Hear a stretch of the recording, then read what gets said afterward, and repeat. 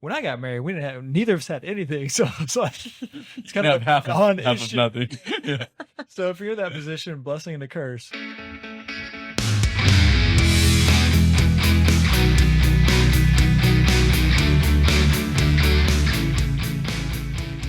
And we're back. Today, I'm joined by Mike and Carolyn, both members of our team at North Texas Wealth Management. Today is going to be a fun one. We are talking about money and marriage.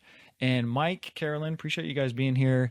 I think we're probably going to get in trouble today with the conversation that we're about to have because we're talking about two, potentially volatile topics that we're combining together. Carolyn, why don't you give us a little bit of the backstory about how you came to be sitting here with us today? Because I think you're maybe a new face for folks who watch our channel. Sure. So usually I'm behind the camera, but today I am going to interview with Seth and Mike and talk about merging our finances when you get married. I am getting married in April, so 8 months now, I think. So I have lots of questions for both of them. Okay. And so this is full disclosure, totally unscripted. We actually literally came here today. Mike and I were just going to hop on, and then we kind of started talking through and was like, well, Carolyn, aren't you about to get married? Why don't you just hop in and we'll kind of just do a stream of consciousness, kind of a Q&A, I guess, because you can kind of, you can serve as the viewer surrogate, Yes. if you will. Before we jump in and start doing this, Mike, what kind of like top of mind topics, come to mind whenever you start thinking about money and marriage? Yeah, I love this topic because, really it comes down to you're taking two separate people. All of a sudden, you're learning how to, be united. Maybe it's living together, and you realize that, many times you value different things. And so the questions of, how do we manage these finances, kind of reminds me of this story. Is like my favorite client story, but I sat down with, some clients and they had these questions about, should we do this and what are the priorities? And I think they kind of came to that meeting with the idea that the financial planner was, going to settle the score and, tell who is right. And that's right? a fun spot for you to be in. Oh, absolutely. Yeah, I love it. So, and kind of off the cuff, I just, took a piece of paper, I tore it in half, and I put, these, half of sheets in front of them. And I said, in one word, what does money mean to you? Write it down. Don't show each other. Right. And so one of the spouses wrote down fun and one wrote down security. Oh, wow. And so, it was really clear, like we value different things and for them to kind of reflect on that and realize it's okay to value different things. So then my follow-up question, of course, was how can this spouse have fun and how can this spouse also have security? We can't have so much fun that we jeopardize the security, and we can't be so secure that you're not allowed to have any fun. And that's really what marriage is all about. It's compromise. It's figuring it out. And I'm coming up on 25 years of marriage, Nice. Here in a little over a month.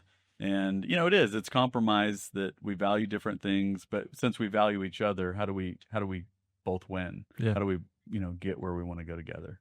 Cool. So yeah, I think there's obviously like some kind of surface level, like practical things about like what types of accounts should it be single or joint and like how do we merge and stuff like that. But you're getting right to the core of there's also deeper things beyond the money, right?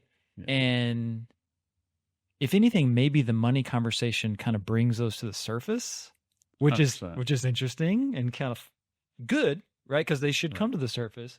But those things in and of themselves really aren't money conversations. But yeah, you start getting in the money conversation, it pretty quickly comes to the surface. Yeah, it brings out values. It brings out how you were raised, because many of us really, we learn about finances through our parents. Yeah.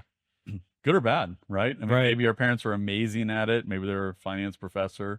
Maybe they didn't have a background in it. But, my parents, I mean, they had to kind of just learn things the hard way, which is how most people learn. And, you look at it and go, they made some mistakes, and hopefully you listen and learn from their mistakes and don't repeat them. But there's not really a whole lot of financial education that gets you to be an expert at personal finance. Nor marriage education. True. Okay, so Carolyn, hearing any of that, what things come to mind? Like, pertaining to your situation? Well, first of all, I really am curious how to, one, just merge the finances because right now we have two separate accounts. So I need to know first how to merge into one account, or do we keep separate accounts for fun spending money? And I feel like what you said about the values really dictates how that's going to go, because you really need to figure out where your values lie with your money and how you want to spend it. And then that helps you decide how to split it up and how to merge it. I'll take a crack at that one. So, how to merge? Dare I say, whether to merge? Okay, so Mike and I, as financial planners, I think are particularly equipped to answer this question, not because we know the right answer, but we've seen hundreds, if not thousands, of case studies of people how people actually do it. Because you think about every time we go into account review and talk with a client, we see all of their accounts and exactly how it's structured. So let's go straight to the core. Implicit in this question, you don't have to respond, right? It's for everyone's thought, right? It's, on the one hand, if we don't fully merge our finances, does that mean we're not fully committed to one another? Oh, I like that. That's a good question. Ouch.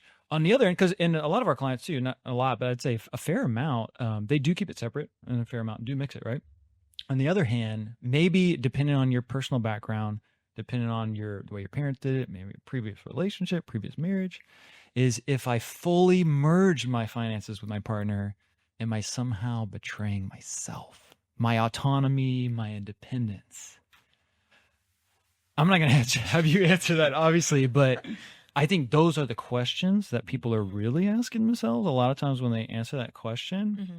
But I guess in a short answer, we've seen it done every which way. Mm-hmm. Right. And I don't know that there's any like best practice other than you just got to talk with your partner through it, right? And what works for you. That's probably not a very satisfying answer, though. Yeah. I realize. I wish someone would just tell me exactly what to do so I didn't have to have the hard conversations. Yeah. And I have a pretty strong opinion about this. I think especially when you're newlyweds, I think it's important to realize that, this idea of, are you dependent on each other? Are you independent? Can you keep that independence? And basically elevate that to a status of interdependence. So we're together because we choose to be together. We don't have to be together, whether that's emotionally or money or any other reason. How do you keep that elevated to a status of interdependence?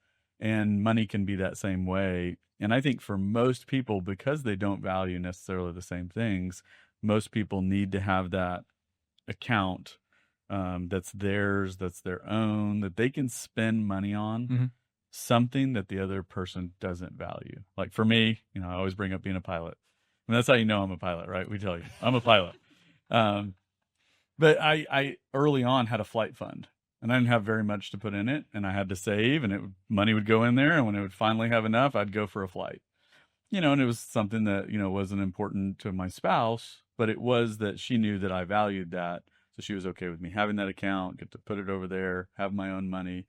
And I'm not feeling like, I'm jeopardizing our future kids' education or our vacations together. We're not sacrificing, but it was something I could budget for, control, go enjoy something I value and not feel guilty. And it was real open in communication. We're on the same page. Yeah. And I really wanted her to have that same experience. Yeah, put some money over there, go do something that you value that I don't value, and that was a healthy way for us to do that. Yeah. And now I say that we did that for years, and as we've been married longer, we pretty much just put it in one account now. And we, figured out a way to still do those things. I'm thinking back. So I've been married 13 years, and I think ours was a similar story. Is like, because when you get married, you have your accounts already set up, right? And so then one to the next, you're married, right? And you have all the same stuff you had previously. And we just kind of kept that. Like I had my checking savings, she had her checking savings. And I think we kind of kept that for a while. And then, over time, it kind of just merged. But that is a very practical thing of like birthdays and holidays. You want to kind of have an account to do surprise stuff with. Mm-hmm. That's maybe a practical consideration. People, the all-in mergers that people in that camp maybe don't think about is it is kind of nice to have at least something to be able to do without the other knowing, which is kind of a, you hear that and you go red flag, but it depends on the intent behind it to do something special. Right. I like that.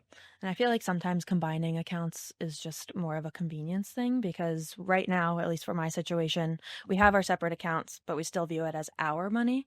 And so splitting things and bills is paid through Venmo. It's just kind of inconvenient. And whereas having a merged account would provide that convenience of not having to do all the math, the admin work of it.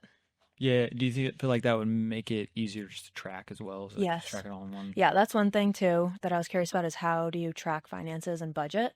I like to keep a close eye on my finances. I would say my fiance doesn't keep as close of an eye on his. So how do you handle that conversation and getting into the rhythm of budgeting together? Yeah. Regardless of whether you merge or not, I mean, there are tech tools anymore where you can track everything in an aggregated fashion. I mean, our financial planning software has that functionality. There's others kind of standalone. You Google it and you can find 10 of them, right? So the tech tools do exist to enable you to track that. But again, the communication factor of like, who is going to track it?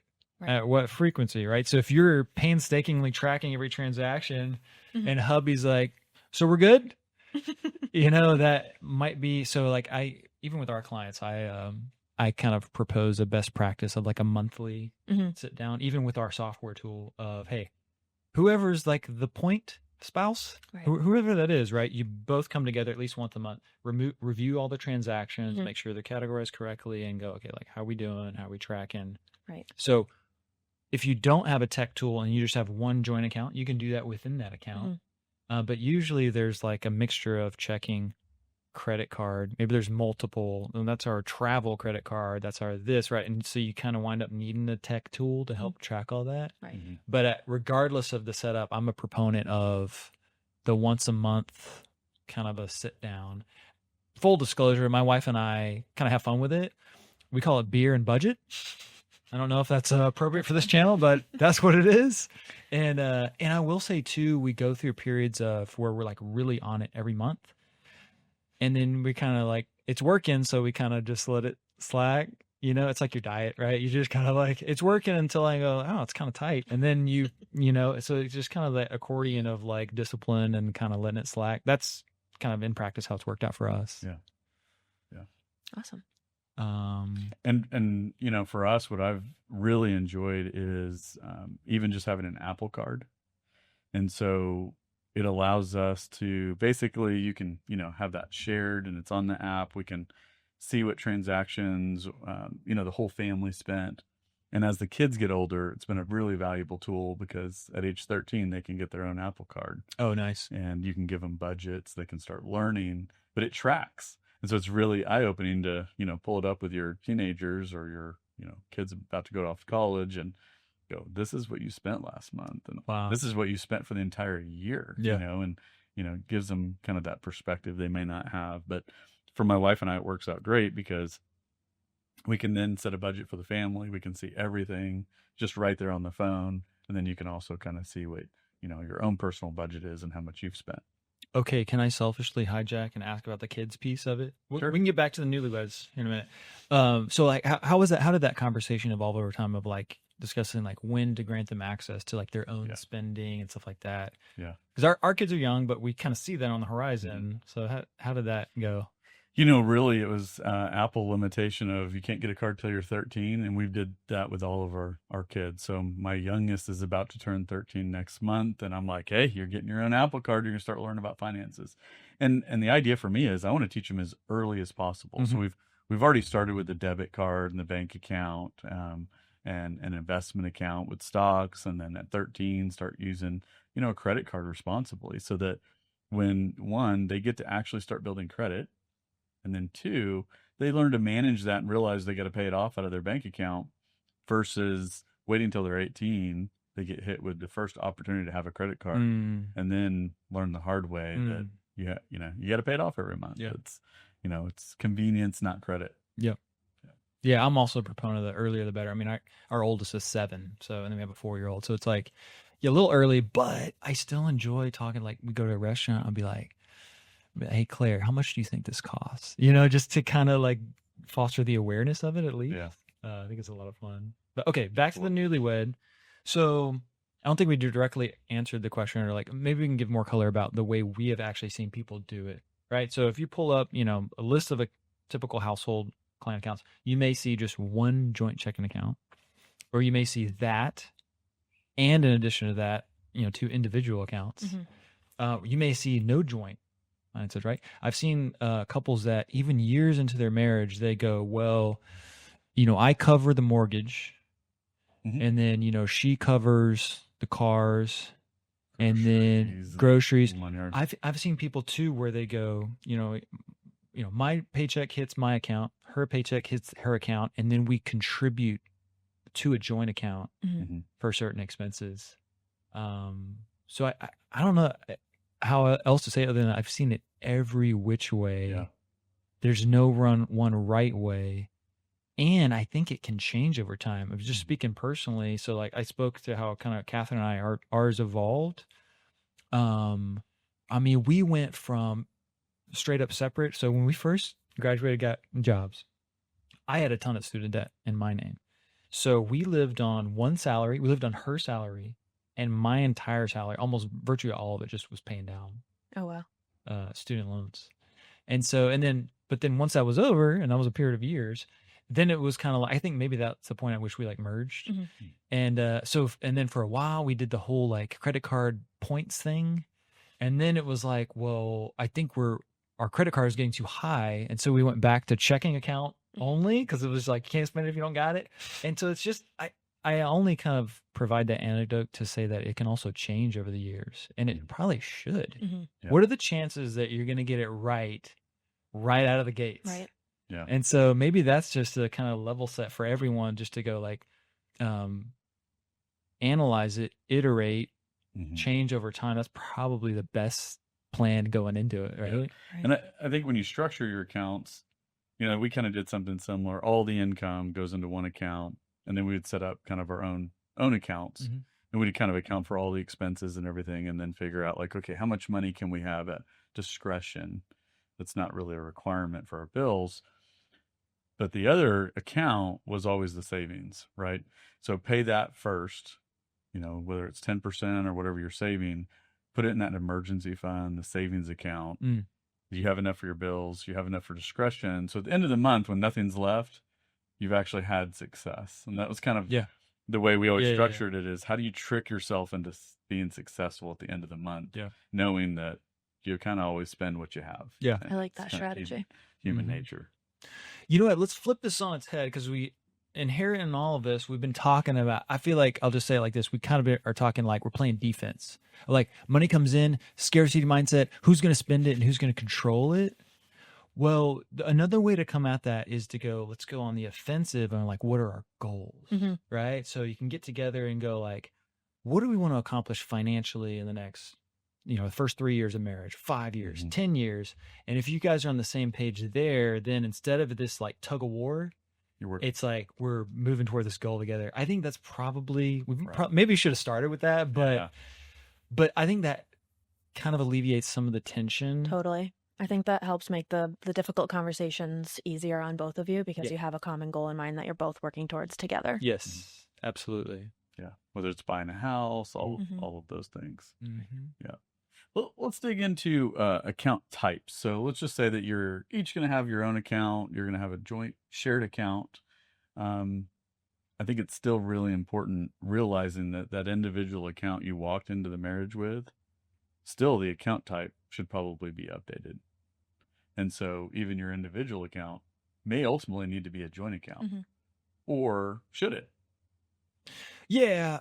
Okay. So you're kind of getting to the estate planning, community property piece, right? So for folks who don't know, when you get married, right, your stuff is separate property until and unless you commingle it with the spouse. Then it becomes community property, right? And so this, of course, becomes important in the eventual, if eventually you guys were to split, right? So community property is split evenly, but separate property from prior to marriage remains separate property, and you keep it. Is that kind of what you're getting at, that angle? Yeah. So you do kind of want to think through that and really, when I got married, we didn't have, neither of us had anything. So it's like, it's kind You of have a half of non-issue. nothing. Yeah. So if you're in that position, blessing and a curse, you don't have to, but for folks who have substantial assets and they are getting married, maybe from inheritance or from whatever, like independent wealth, or, just maybe you're already partway into your career, that is an important conversation. I go back to the same questions I asked earlier. If we don't commingle, does that mean we're not really committed to each other? Right. Or if we do commingle, am I betraying my past self and the work I've? Those are questions that you have to grapple with. I mean, that is kind of a question underlying all of it. But and some people just say as a best practice, to set up a prenup, to keep it separate, to predefine the terms and conditions under which we are going to split and disentangle our finances if it comes to it.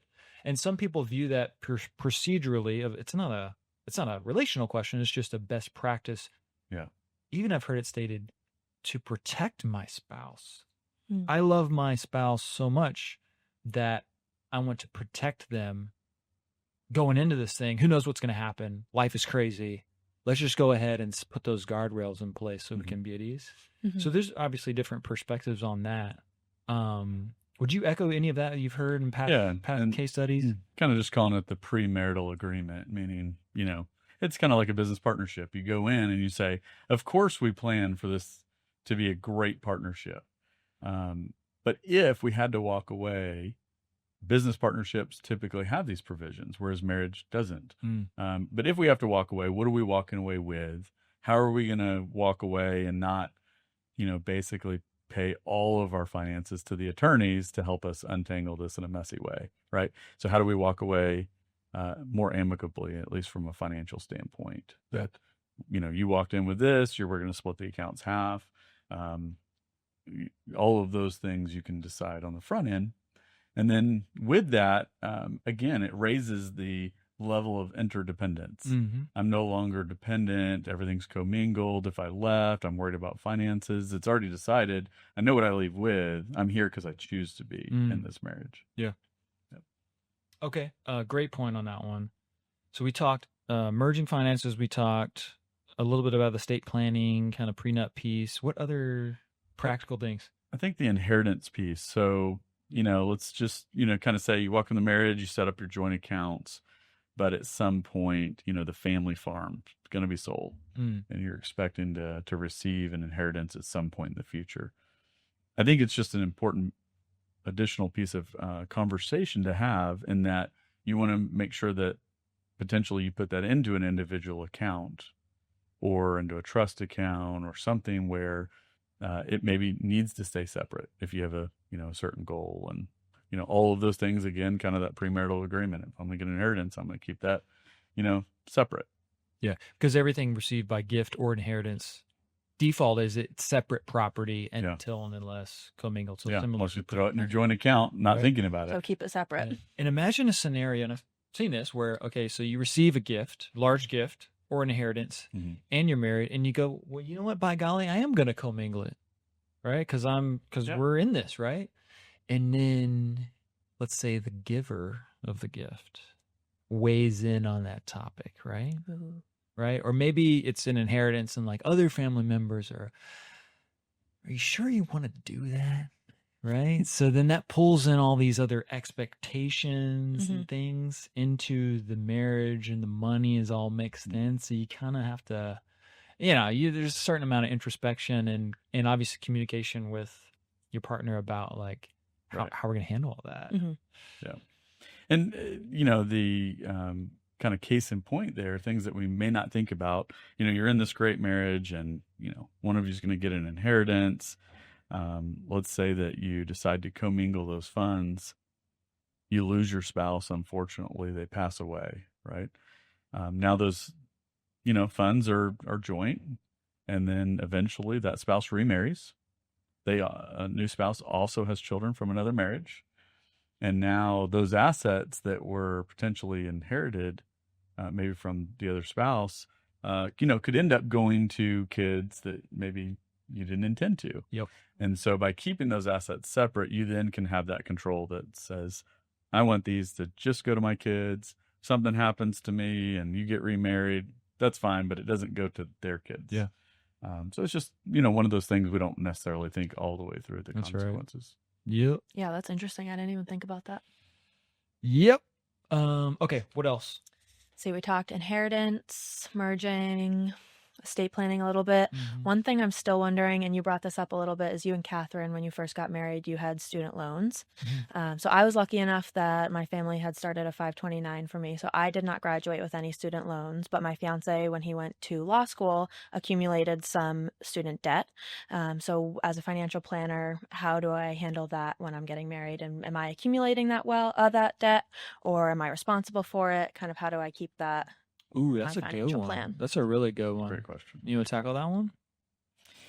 Yeah, I mean, I think it's really what we've been talking about with, separate property, if that debt was taken on, under his social security number or, parent loans or whatever. It is really isolated.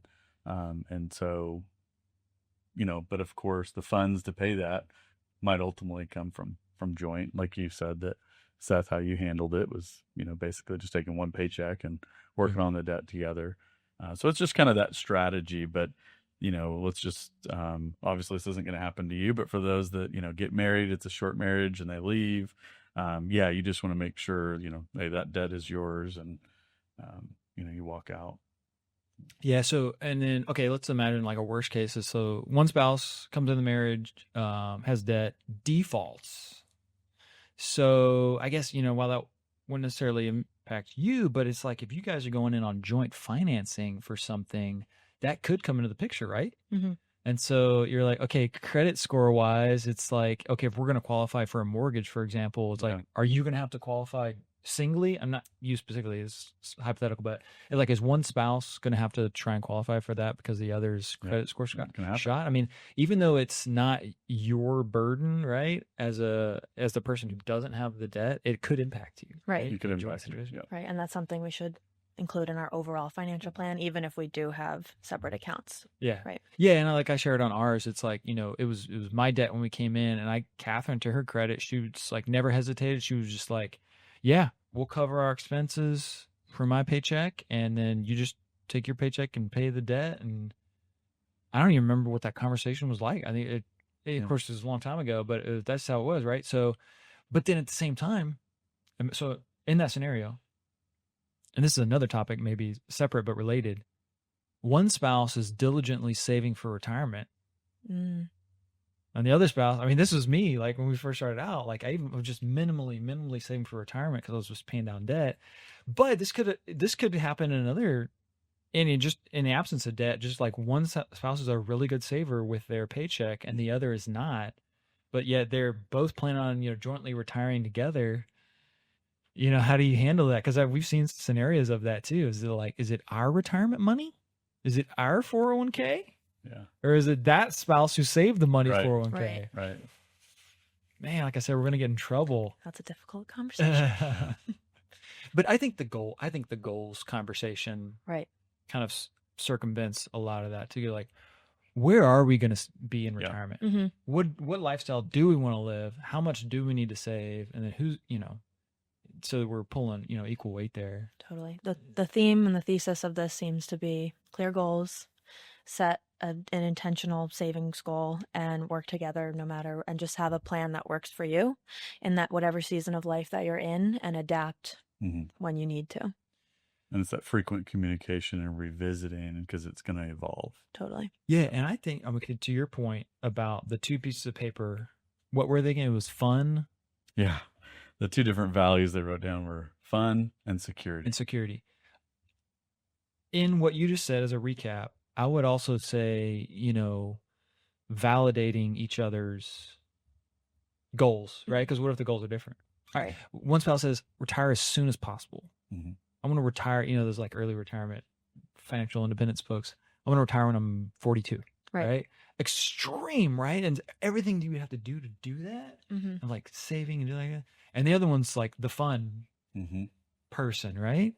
If they're like the most extreme example of there are truly mutually exclusive goals, you kind of have to leave some room for that to, I don't know. There's a give and take there, I guess is what I'm trying to say. So it's the priorities, right? It's like, okay, well, we have to pay the bills. Can't jeopardize that. We got to have that basic security. And then, we got to plan for retirement. We got to think through the long-term goals. We got to protect what we own and have proper insurance. We got to, be the grown-ups. And then, what if they want to buy a boat or, some kind of collector car or whatever, and the other spouse doesn't value it? How do you get that accomplished?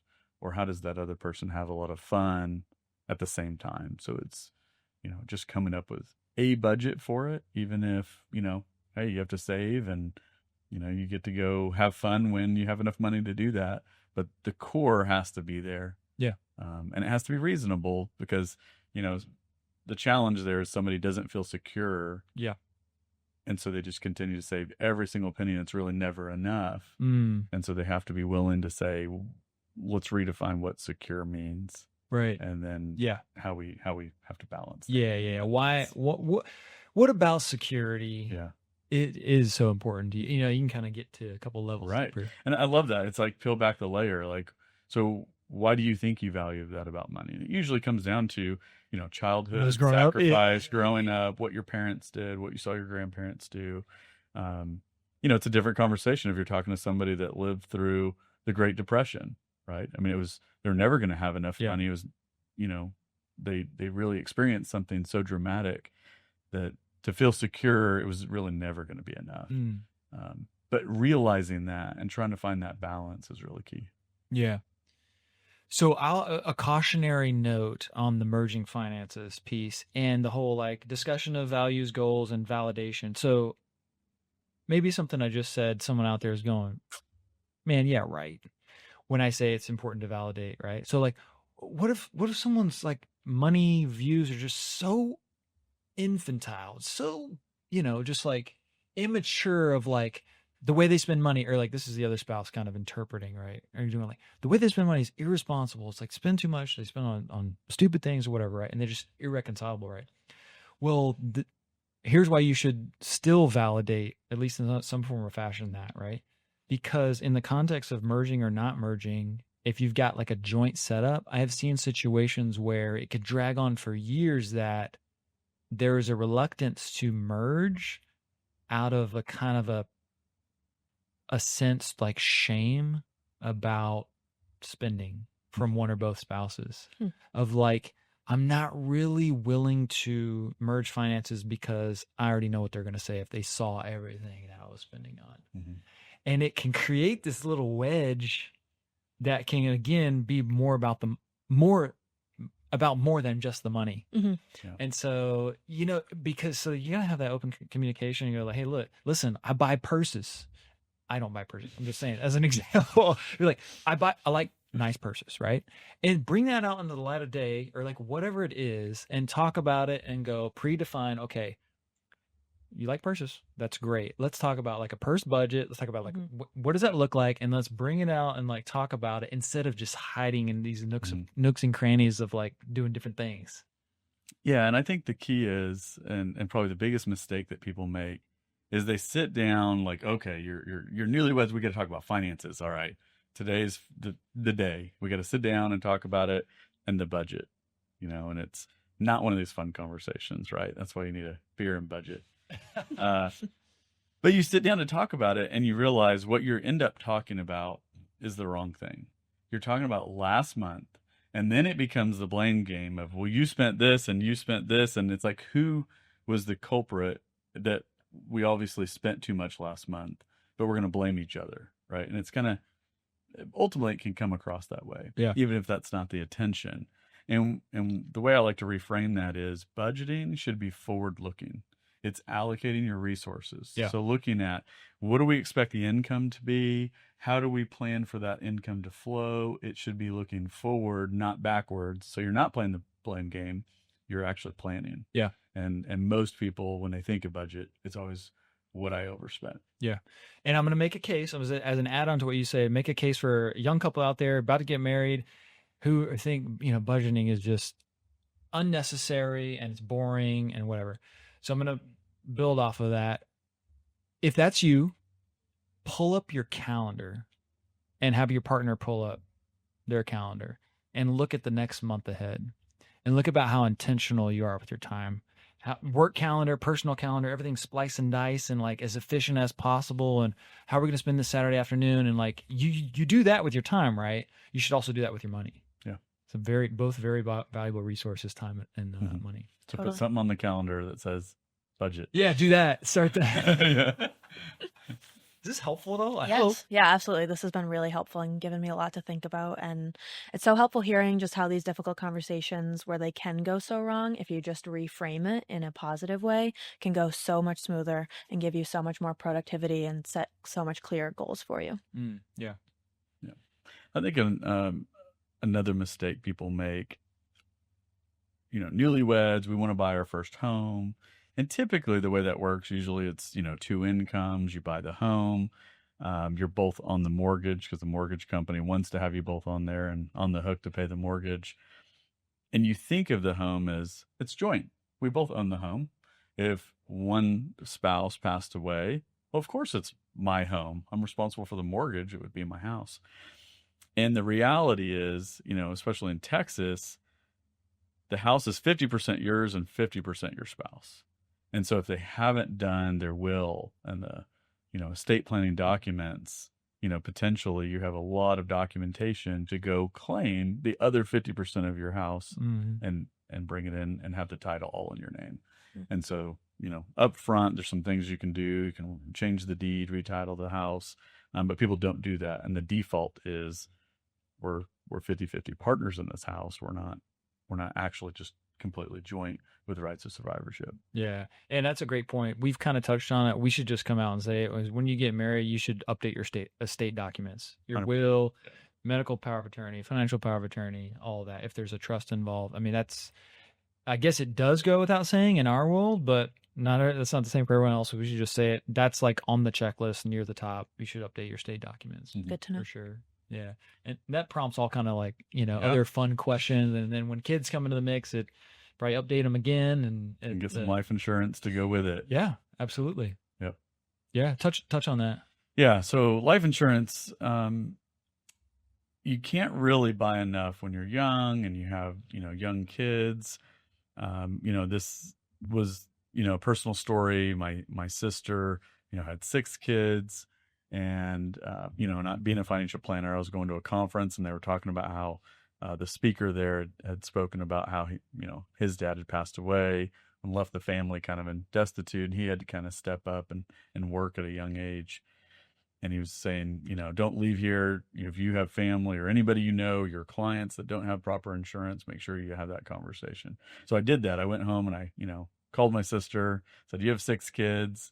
And I know that they're coming to my house if something happens to you guys. And I know how much they eat. You better have a check to go with it. You need to get this life insurance in place. And so ultimately we did. We got some life insurance in place for the kids. And then a year later, her husband was diagnosed with a terminal cancer and did pass away. And it was, I don't know what we would have done, right? It was a really important component of just keeping the family and having her have time to recover from that event and raise the kids and all of those things. But something, even as a financial planner, I overlooked was the fact that my dad was also retiring. And he did retire and he was there to help her with the kids with his time. But if there wasn't life insurance, he probably never would have retired. He'd have been there taking care of his, daughter in this tough situation. And it would have impacted the entire family in a different level. And so that was kind of case in point, the value of that life insurance. And I'm even a proponent when you get married, if you plan on having kids, go ahead and get insurance in place. And, you can, just buy the term insurance, keep the costs low, buy as much insurance as you can kind of get at that point and start planning ahead because, the cost only goes up as age goes up. Yeah. And shameless plug. I mean, we have other videos on how much life insurance should you have, all the topics we touch on. What is estate planning, budgeting strategies, tactics. So you can go explore all that, but to dive in deeper, but like all of these, look at all these different domains touch the finances and certainly within a household, a newly formed household. It's kind of, is it overwhelming? It can be. Yeah. Cause it doesn't happen in a vacuum. Right. When Right. people get married, there's so much that changes, right? Or especially if you're like maybe like moving into a new residence, or you're like you're literally your physical space has changed, Mm-hmm. your routines are different, and there's so much going on. It's so easy to just like either not address any of this or do it just kind of in a subconscious way. It kind of just happens and it's not intentional. Totally. But yeah, I think it. Maybe I'm biased because I do this for a living. It should probably be somewhere near the top of Yeah. priority list, right? Right. Right. And it's not necessarily the most fun thing you can do as a newlywed is Right. sit here and plan your finances. But even the life insurance becomes a different value, right? So you might say, "Oh, that makes a lot of sense. That makes me feel more secure." And your spouse like, "I'm not going to die. I'm not going anywhere. We don't need to be wasting our money on that insurance."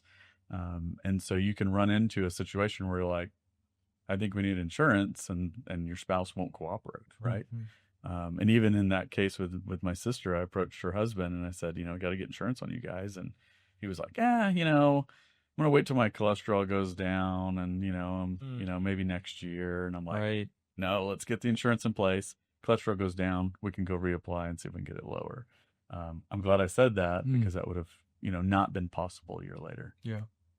Yeah. And then, I go risk management wise. So again, we have videos on all this, but emergency fund, Mm-hmm. joint or single or whatever, just as a household, that all those rules apply to having an appropriate emergency fund. And then the other insurance coverages like the medical, dental, vision, all that stuff that if you have a medical kind of a event play out, it could really derail the whole financial plan. So really covering all the bases of the financial plan are important for a young couple. And I think that's the fun part, right? And especially if you work with a financial planner, they can help you think through all these things that you haven't necessarily, aren't top of mind. Mm-hmm. And they can kind of play the mediator, the psychologist in that, talking through like, what do you value, what the priorities are, and start that conversation. And, kind of elevate that conversation where you're working towards the common goals.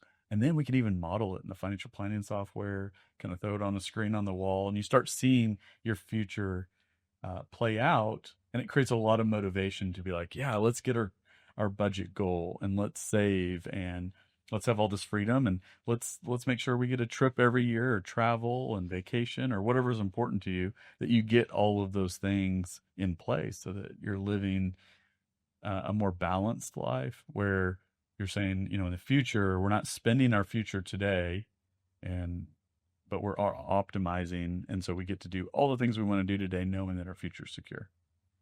Those are some of my most fun client conversations. Yeah. Honestly, if it's it's a couple and they have a kind of a money thing they're grappling with and they just can't quite get on the same page, to be able to kind of be a fly on the wall and to ask questions and kind of reframe, and not to mention to actually show them and model different scenarios to give them the clarity to where they can get on the same page, and they walk out, thanks so much. I'm like, that's get clarity, then you have confidence, you're unstuck, and everybody has this sigh of relief. It's great. That is the fun part. It is the fun part. Yeah. Yep. Cool. Thanks for doing this. Thanks for having me. Yeah, this was fun. It's fun.